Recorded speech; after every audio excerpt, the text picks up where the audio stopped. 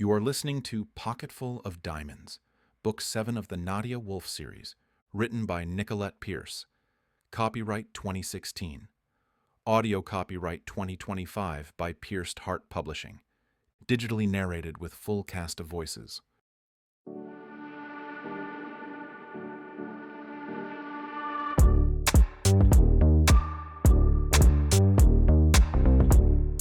Chapter 5. Gwen watched as Jasper angled into his truck and sped down the road, kicking up plumes of dust. She sat back on her duffel bag and thought for a moment. There was no need to panic yet. But Jasper? If he'd come to Najamba, then he must have the same information that she did. So, why did he leave? She kept her distance from Jasper. From her first dealings with him, it was clear he didn't show loyalty to people, only money. She found out quickly whom she could trust and whom she couldn't. Jasper was one of those people you gave a wide berth. But this complicated things. How many people knew? And was her information even correct? Her instructions said nothing about stealing the diamonds, only to scout locations and to relay information as she found it. And why send her?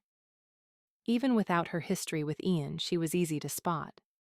With her fair skin and blonde hair, she couldn't blend in no matter how hard she tried.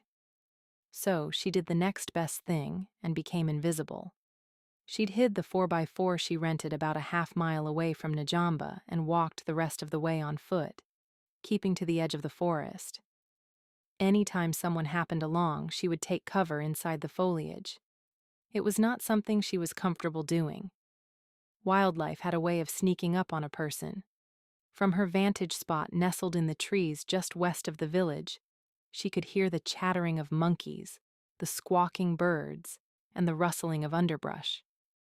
She pulled out binoculars as Ian and Gerard stepped out from the Happy Hippo. Their heads bowed together as they spoke in hushed tones. She wished she knew what they were saying. Being Ian's right-hand man, Gerard would know all the secrets. She wondered briefly if she should keep her eye on him instead of Ian. Whatever happened, she did not want another encounter with Ian. She studied Ian through the binoculars. He didn't seem to have any bruises from the knockout. But of course the real damage happened when he hit the back of his head on the doorknob. She tried not to feel guilty. She hadn't wanted to hurt him, but to call her a prostitute was too much.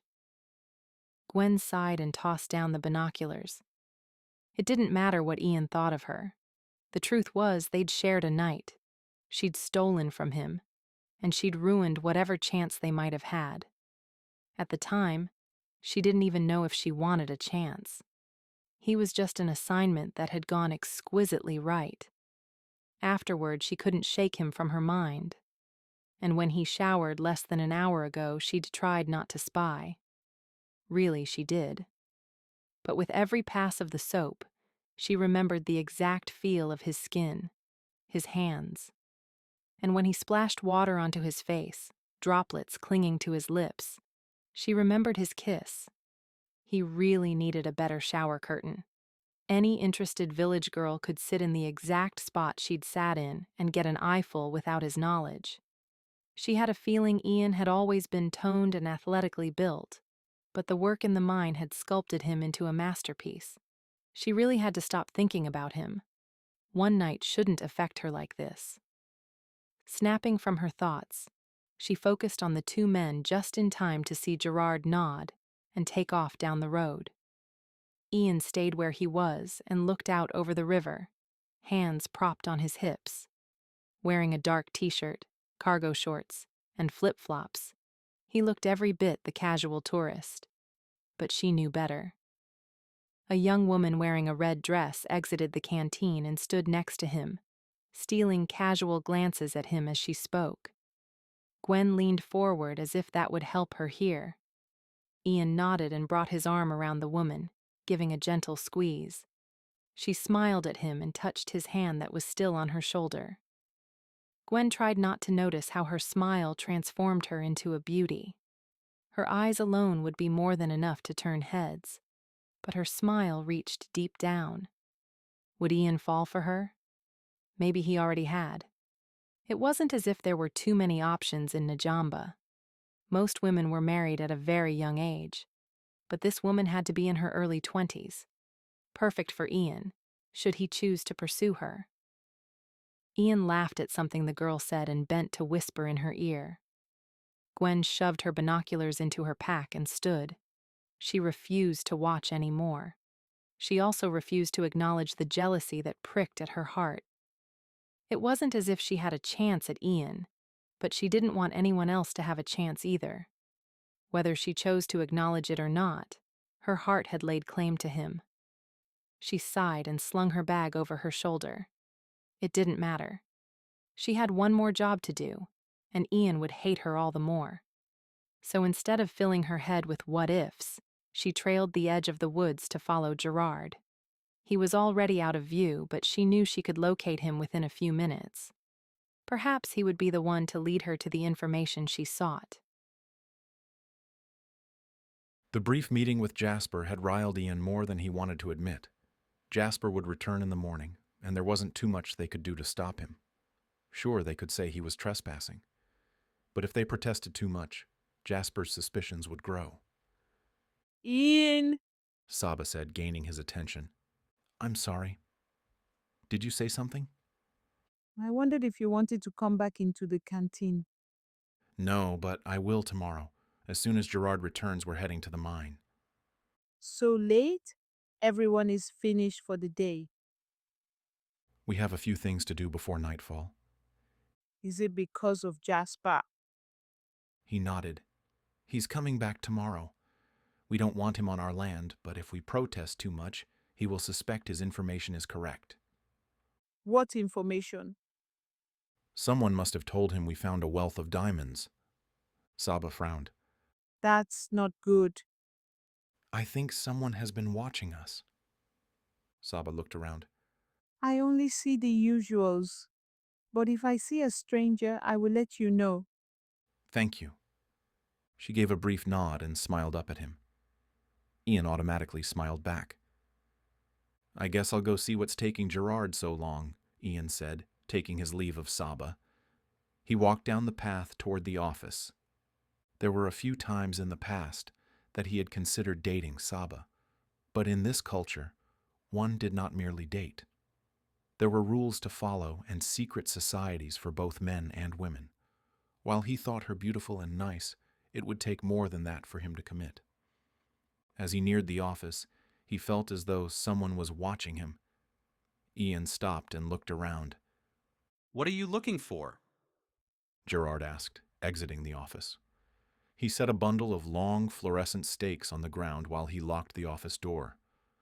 Someone is out there, Ian said. Gerard picked up the bundle and walked the short distance to Ian, depositing the stakes in his hands. If there is someone out there, then we'll give them something to look at. Gerard smiled. Ian nodded. After Jasper had left, Gerard had quickly thought up a plan to place markers throughout the mine.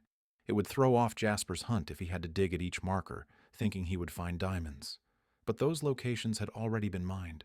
Jasper might see through the farce, but not at first. It would give them time and hopefully wear him down. Let's get this over with. The sun will set in a couple of hours. And Jala will have dinner ready. Gerard said happily. What do you think she's making tonight? Who said you were invited? Who said I wasn't? Ian smiled and took off for the mine bed. You're in luck. She's making fufu with peanut soup. Gerard moaned his acceptance. My favorite. It was one more reason Gerard fit into Najamba better than Ian. It wasn't like the dish was horrible, but Ian just couldn't stomach the big pasty dough ball. His insides protested if he ate too much. Gerard could eat the entire dish and still request more. It thoroughly irritated Ian. The office was just a short walk from the mine. Ian had wanted to build the office closer, but with the river and the soggy banks, he didn't want to take a chance of it flooding or sinking. At the edge of the land, Ian dropped the long sticks in a pile. How should we do this? Are there any areas that might have a couple of diamonds? Appeasing his appetite? If he doesn't find any, he'll know we're hiding something. This land is stripped for the most part. He might be able to find some in the east corner. And the river, of course. What about at the south end near the field? Gerard shrugged. It's possible, but unlikely. Ian scratched his jaw as he scanned the land. While they only took diamonds from the land and returned the dirt to where it came from, it was easy to see where they had dug and how long ago. The land was scraped flat in some areas, and in others, nature reclaimed it, shaping it back into the sloping banks. He bent down and separated the bright sticks, giving half to Gerard. Let's try to get a couple of areas that might have a spare stone or two. The rest will have to be duds.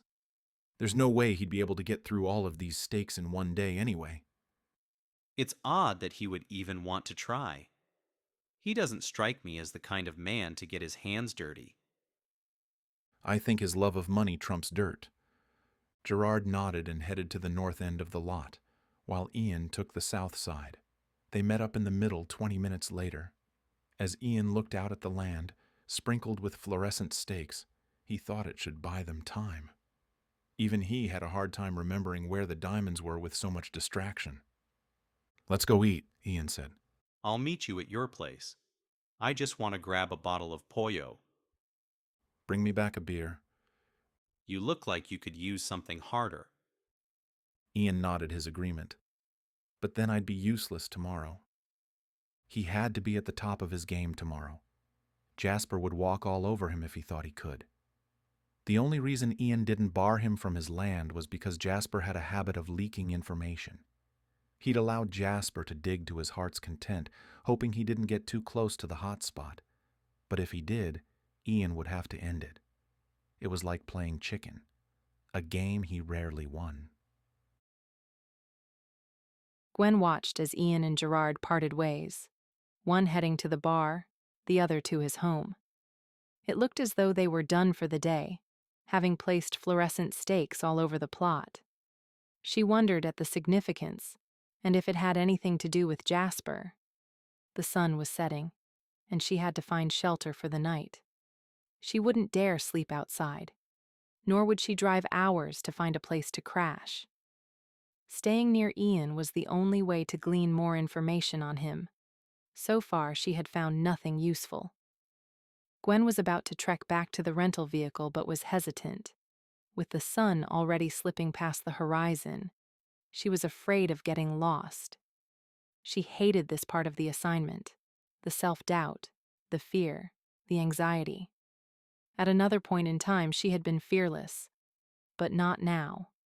And it was her own fault. She had done this to herself. She alone had created the monster that stole from Ian. She let out a huffed breath and steeled her resolve.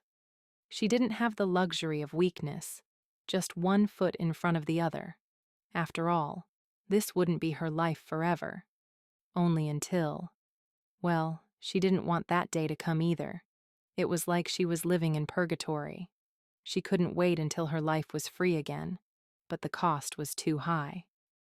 Gwen scanned the area to see if anyone was on the road or nearby. When she thought it was safe to maneuver, she ran to the office. Ian used to have a couch. It'd be perfect for a quick sleep. She'd leave before dawn. Hours later, Ian sat up in bed and tossed the thin sheet from his body. He couldn't sleep. This time it wasn't because of the hot, oppressive humidity, nor the ball of dough stuck in his stomach. He was afraid, and that made him angry. It was all well and good that he would play a dancing game with Jasper in the morning, but what if that wasn't enough? He had to be 2 steps ahead of the man, because if Jasper decided to flap his mouth, there would be soldiers and rebels warring on his land.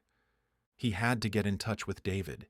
He might have an idea of how to secure the land and keep the village safe without hiring his own security. Having gun-toting guards would only add fuel to the fire. Ian quickly dressed, knocked his boots out before slipping them on, and slung his gun over his shoulder. The office had satellite internet and a phone. It was the only place in Najamba where he could connect with the outside world. The rest of the village remained in isolation. He had thought about adding technology to the village, but it would be a major feat in their remote area. Not even some of the large towns had modern conveniences, but the more he thought about it, the more he thought it was a bad idea. The people of Njamba were happy. They moved about life with no interference from the outside world. So he let the thought drift away and focused on other things, like health and schooling. And if the village ever requested modernization, he would oblige. As Ian neared the office, he brought out his key and inserted it into the lock. But as he turned the handle, he realized it was already unlocked.